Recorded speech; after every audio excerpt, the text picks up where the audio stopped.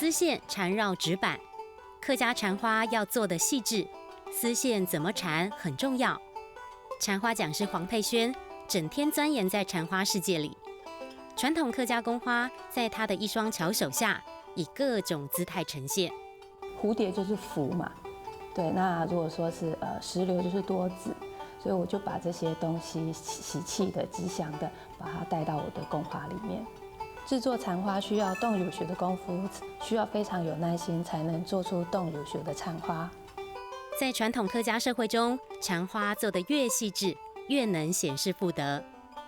早期为了让女子多一项讨生活技术，缠花都有母传女。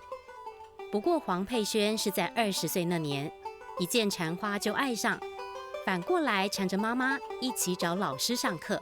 以为他是在玩的性质，可是没有想到他是越学越有兴趣。凭着一股热情和坚持，黄佩萱的手艺不断进步，终于在2010年台湾工艺竞赛中取得佳作。